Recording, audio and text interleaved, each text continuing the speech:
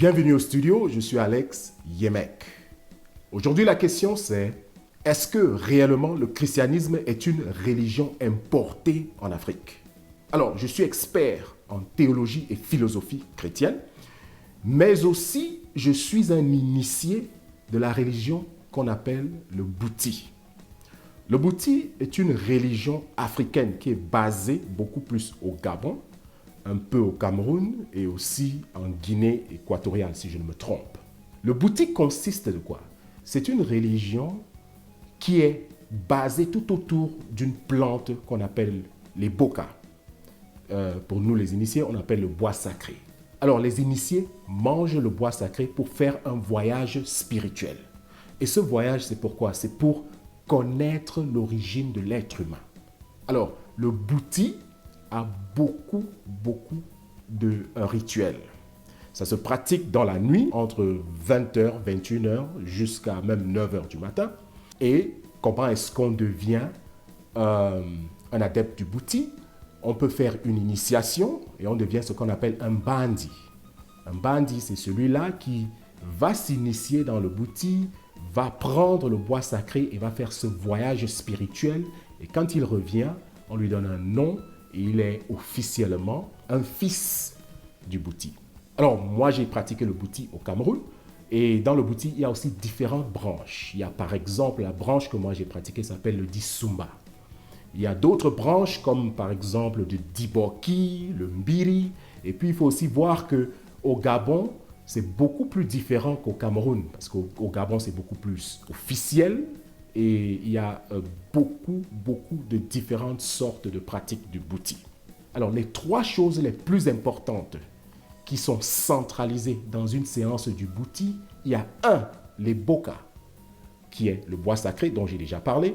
2, il y a la harpe, ou alors on appelle dans le Bouti le ngomon ou ngombi. La harpe est un instrument féminin dans le Bouti. Troisièmement, il y a le mongongo. Le mongongo est considéré comme un instrument mâle. La séance de Bouti est composée de beaucoup de rituels et beaucoup de chants. Et ce qui est très important à comprendre, c'est que tous ces chants racontent l'histoire de la naissance, de la mort et de la résurrection. En langue Fang, on dit Abiali, qui veut dire la naissance, Awu, qui veut dire la mort, et Awome, qui veut dire la résurrection. La question maintenant devient, comment se fait-il que le Bouti, qui est une religion 100% africaine, sans influence occidentale, a le même message que le christianisme? Parce que le Nganga, par exemple, dans le Bouti, celui qu'on appelle le Nganga, veut dire celui qui est sauvé et qui sauve. Donc, le Nganga représente Jésus-Christ. Alors, nous allons explorer si réellement le christianisme a été importé en Afrique ou alors c'est une religion africaine. Aujourd'hui, je vais expliquer ça d'une manière spirituelle et théologique. Ce que je vais expliquer tout à l'heure est très important à comprendre parce que beaucoup de pasteurs ne vont pas vous expliquer ça. Beaucoup de gens qui n'étudient pas la théologie ne comprennent pas la Bible de cette manière-là. Alors, pour comprendre, il faut d'abord partir dans le livre de la Genèse. Le livre de la Genèse dit, au commencement, quand Dieu créa la terre, l'Esprit de Dieu flottait au-dessus des eaux. Le premier jour, Dieu a créé le jour et la nuit. Le deuxième jour, Dieu crée le ciel et la terre. Le troisième jour, Dieu va séparer la terre de l'eau et il va mettre les plantes sur la terre. Alors, le quatrième jour, il repart sur la première création et ajoute le soleil pendant la journée et dans la nuit, il met la lune et les étoiles. Le cinquième jour, Dieu ira dans la création du deuxième jour et il va ajouter les oiseaux du ciel et il va mettre les animaux de l'eau, comme les poissons, dans l'eau. Le sixième jour, Dieu repart dans la création du troisième jour, là où il va créer les animaux et puis après les êtres humains. Dans la nuit du sixième jour, Dieu va endormir Adam, il va créer la femme de son côté et le septième jour, quand Adam se réveille, il rencontre la femme. Et de là, il y a le premier mariage. La Bible ne parle pas de mariage, mais c'est le premier mariage parce que c'est là où l'homme et la femme se rencontrent et Adam dit, celle-là, je vais l'appeler femme parce qu'elle vient de moi. Pour comprendre maintenant comment est-ce que le chrétien doit lire la Bible, il faut comprendre que le Nouveau Testament est écrit à base de l'Ancien Testament. Ça veut aussi dire quoi? Ça veut dire qu'il y a un langage dans la Bible qu'on appelle la typologie. Et la typologie veut dire que le Nouveau Testament est caché dans l'Ancien Testament et l'Ancien Testament se révèle dans le Nouveau Testament. Alors, pour trouver maintenant un texte similaire qui va nous expliquer pourquoi est-ce que le christianisme vient naître, nous allons aller dans le texte de Jean, l'évangile de Jean. L'évangile de Jean dit quoi? Au commencement. Il n'y a pas de coïncidence. C'est-à-dire que Jean était en train de lire la Genèse qui a dit au commencement. Lui aussi dans Jean, il dit au commencement.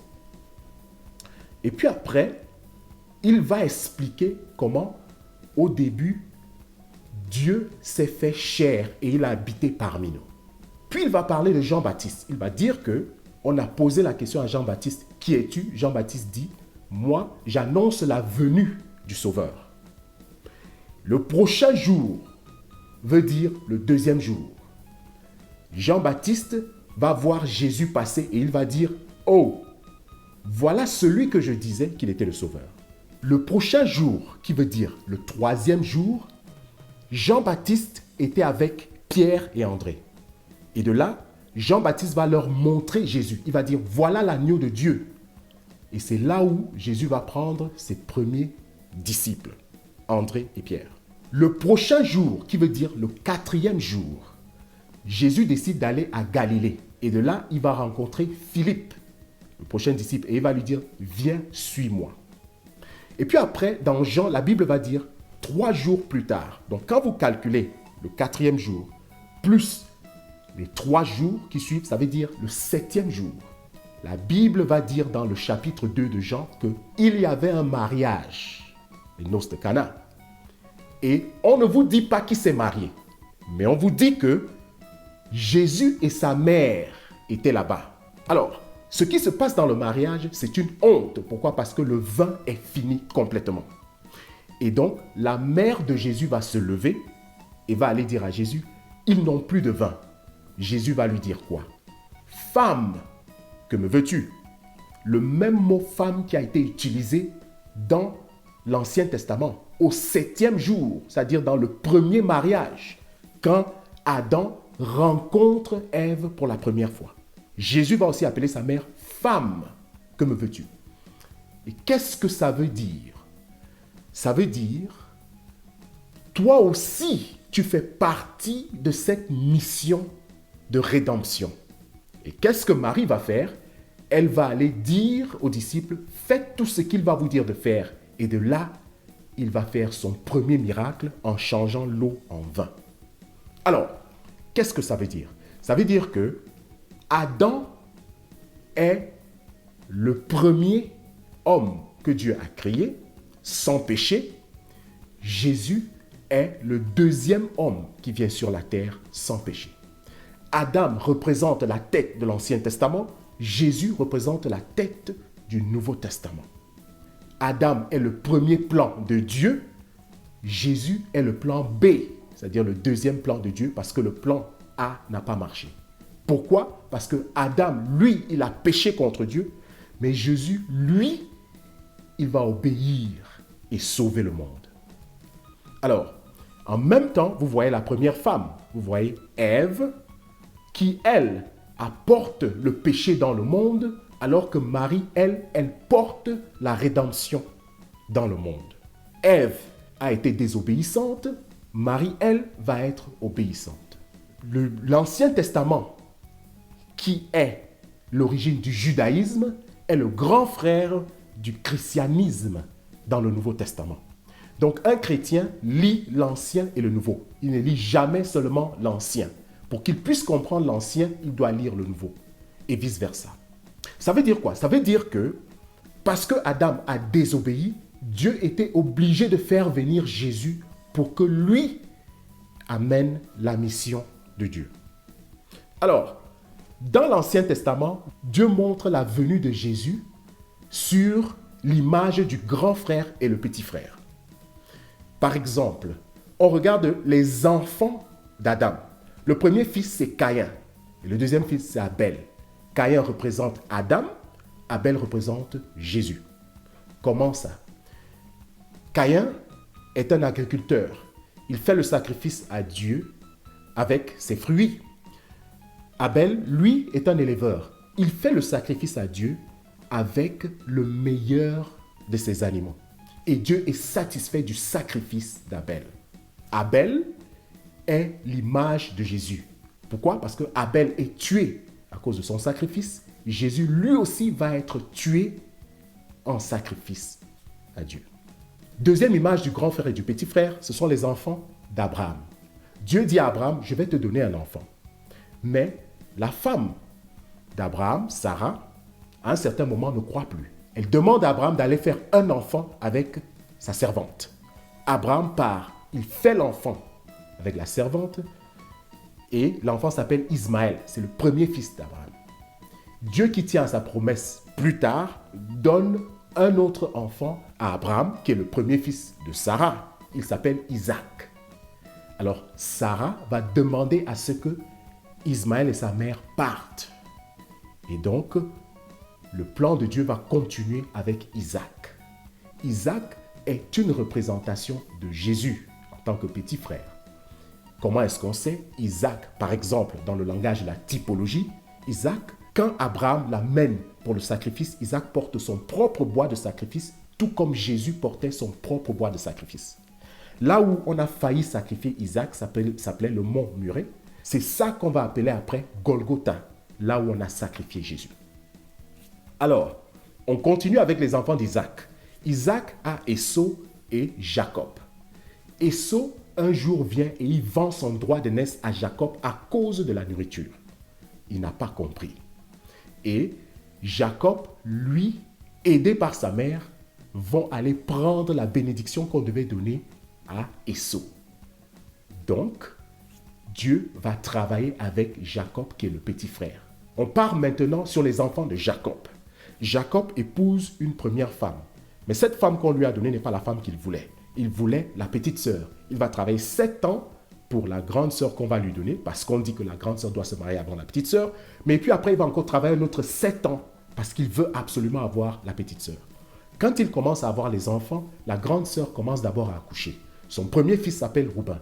Et donc, il accouche, mais la deuxième femme qu'il aime beaucoup n'accouche pas. Et donc, elle demande à Jacob de faire les enfants avec sa servante. Plus tard, Dieu va la bénir et elle va accoucher Joseph. Et puis bien après, elle accouche aussi Benjamin. Donc d'elle-même, elle aura seulement 2 enfants. Mais Jacob a 12 fils. Et donc, Joseph est le 11e et Benjamin le dernier fils. Dieu va travailler avec qui? Avec Joseph. Parce que Joseph est l'image de Jésus. Dans le langage de la typologie, Joseph est vendu en Égypte par ses frères. Et celui qui propose de le vendre, parce que vos autres frères voulaient le tuer, c'est qui? C'est Judas, son frère. Et on connaît que Jésus a aussi été vendu par qui? Judas Iscariote. Donc, Joseph est une image de Jésus. Les enfants aussi de Joseph, l'un s'appelle Manassé et l'autre s'appelle Éphraïm. Quand Jacob donne la bénédiction aux enfants de Joseph, il le fait en signe de croix. Et donc, Manassé, qui est l'aîné, est maître d'une grande nation, mais Éphraïm, qui est le petit frère, lui, il est maître de multiples nations. Donc, Dieu travaille avec les petits frères. Pourquoi? Parce que les petits frères sont une représentation de Jésus. Comment donc comprendre ça dans le terme du christianisme? La première religion que Dieu donne aux êtres humains, c'est le judaïsme. Du judaïsme va naître le christianisme. Mais dans le judaïsme qui est représenté par l'Ancien Testament, les Juifs n'ont pas compris le message de Dieu. Et donc, de là, Dieu va faire venir le christianisme pour faire passer son message. La question donc devient, le christianisme, en quel moment, lui, il arrive en Afrique? Le christianisme est arrivé au 1er siècle. Marc l'évangéliste est un Africain de la Libye. Quand il écrit son évangile, c'est lui qui commence la première église en Égypte. Et donc, le christianisme est né en Afrique. C'est une religion asiatique et africaine. Alexandre d'Alexandria était un Égyptien et l'un des évêques africains de l'Église orthodoxe. L'Église catholique, elle a eu 3 évêques africains. Le premier s'appelle Victor Ier, qui était évêque au IIe siècle. Il y a eu 2 autres Africains. Les Africains ont apporté les premières racines du christianisme. On connaît ça parce que le judaïsme, nous voyons que Abraham a vécu en Afrique. Les 12 tribus d'Israël ont vécu 400 ans en Afrique, en Égypte. Nous voyons que Jésus, quand il a été sauvé où? En Égypte. Le premier non-juif qui se convertit est un Éthiopien. Jésus-Christ, la dernière personne qu'il rencontre sur son chemin de la croix est un Africain, s'appelle Simon de Cyrène. Et puis, au IVe siècle, quand Constantin, qui est l'empereur de Rome, se convertit dans le christianisme, c'est aussi vers ce siècle-là que le christianisme arrive en Éthiopie. Le roi Ezana d'Éthiopie va se convertir tout comme le roi Constantin l'a fait au IVe siècle. Qu'est-ce qui se passe donc? Pourquoi est-ce que le christianisme qui a fait ses racines en Afrique a été rejeté par la première civilisation? Et la première civilisation, c'est qui? La civilisation des Noirs. Abraham, Adam et Ève, tous ces gens-là étaient des Noirs. C'est à eux qu'on a d'abord donné le christianisme. Et comme on le voit dans le langage de la typologie de la Bible, les Africains, les Noirs, à qui on a donné le christianisme, ont rejeté le christianisme pour leurs différentes religions traditionnelles. Et donc, Dieu, qui voit donc ça, qu'est-ce qu'il fait? Il prend le christianisme, il donne aux petits frères. Le petit frère ici est représenté par qui? Par les Blancs. Si on vous demande maintenant d'où viennent les Blancs, on ne connaît pas. On sait que les Blancs ont 40 000 ans d'existence. Mais dans tout le Testament, on n'entend pas parler d'eux. C'est un peu comme si ils sont venus seulement pour porter le christianisme. Parce que eux, quand ils acceptent le christianisme, non seulement le christianisme occidental est enraciné par Augustin, qui est un Africain d'Algérie. C'est lui qui écrit la théologie et la philosophie du christianisme occidental. Et donc, les Occidentaux, eux, quand ils prennent le christianisme, ils abandonnent toutes leurs croyances. Ils prennent le christianisme non seulement comme une religion, mais aussi comme étant leur culture. Et voilà comment ils vont ramener le christianisme en Afrique dans les années du colonialisme. Ce sont les histoires du 18e et 19e siècle. Donc, quand les gens viennent vous dire que le christianisme est une religion importée, vous leur dites qu'ils sont ignorants. Ces gens-là qui nous disent « Oh, il faut qu'on arrête de pratiquer les religions importées comme le christianisme et autres », ils ne connaissent pas l'histoire parce qu'ils n'ont pas eu d'éducation. Ils connaissent l'histoire seulement par rapport à ce qu'on leur dit. Et aussi pour eux, l'histoire commence seulement au temps de la colonisation, au temps de l'esclavage. Oh, les Blancs nous ont fait ceci. C'est eux qui ont apporté le christianisme et tout, et tout, et tout. Ils nous ont dit que Jésus était blanc. Ils vous disent que Jésus est blanc, mais en même temps, ils vous disent aussi que Jésus est né à Bethléem. Pourquoi ils ne vous ont pas dit que Jésus était donc né à Rome, en France? N'est-ce pas? Tout ça, c'est une distraction. Le christianisme est bel et bien une religion africaine. Le Bouti, dont j'ai parlé tout à l'heure, raconte la même histoire de la Bible. Mais le Bouti est une religion 100% africaine. Si vous ne la connaissez pas, allez apprendre du Bouti. Et quand vous venez dire aux Africains qu'il faut laisser le christianisme pour pratiquer les religions africaines, la question donc devient, pour vous, quels sont les bénéfices de la religion africaine qui peuvent dépasser le christianisme? Parce que dans le christianisme, nous avons vu une chose, que le christianisme est la religion la plus puissante du monde. Ceux-là qui pratiquent le christianisme, comme les Occidentaux, c'est eux qui sont les plus puissants aujourd'hui dans le monde. Non seulement ils ont réussi à influencer le monde avec leur technologie, leur éducation, leur culture et tout à cause des valeurs chrétiennes. Pourquoi? Parce que les valeurs chrétiennes sont basées sur comment tu traites l'être humain, l'amour de l'autre. Mais aussi, nous voyons que le christianisme, jusqu'aujourd'hui, a dominé tout le monde entier. La différence qu'il y a entre l'Ancien et le Nouveau Testament, c'est que dans l'Ancien Testament, on est beaucoup plus basé sur les rituels. Vous voyez quelqu'un qui se permet de pécher parce qu'on lui a dit que dès que tu pêches, tu viens faire un sacrifice de ton meilleur animal. Lui, il est concentré sur ça. Donc, il se dit, je peux pécher comme je veux du moment où je fais le sacrifice. Alors que dans le Nouveau Testament, on dit, non, ce n'est pas ça le message. Le message, c'est que quand on te demande de faire le sacrifice et qu'on te demande d'apporter le meilleur animal que tu as, c'est pour que tu comprennes l'importance de ce que tu as fait. Que tu arrêtes de commettre le péché. Que si tu as tué quelqu'un, que tu ne tues plus quelqu'un d'autre. Parce qu'en donnant le meilleur de toi, ça doit te faire mal au cœur et t'apprendre l'importance de l'amour. Alors, aujourd'hui, on voit jusque dans les télévisions africaines. Quelqu'un vient, il sort, il dit « Oh non, l'Africain est honteux parce qu'il ne pratique pas les religions de ses ancêtres. » Et puis il vous dit « Dans les religions africaines même, on a besoin des sacrifices humains. » On vous dit carrément ça.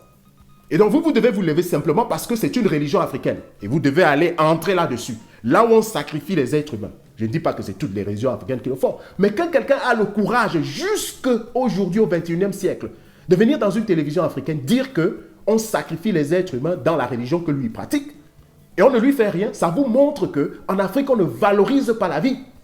Alors que le christianisme est basé sur l'amour de l'autre. On ne dit pas que les Blancs, par exemple, sont parfaits. Ce n'est pas ce qu'on dit.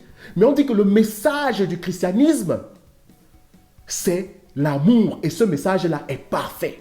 Poutine lui-même dit quoi? Il dit, aujourd'hui, les Occidentaux sont en déclin parce qu'ils perdent leurs valeurs chrétiennes.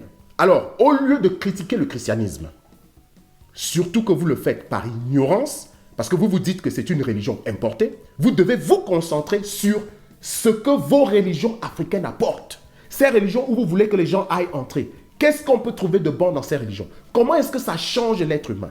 Comment est-ce que ça peut faire développer l'Afrique?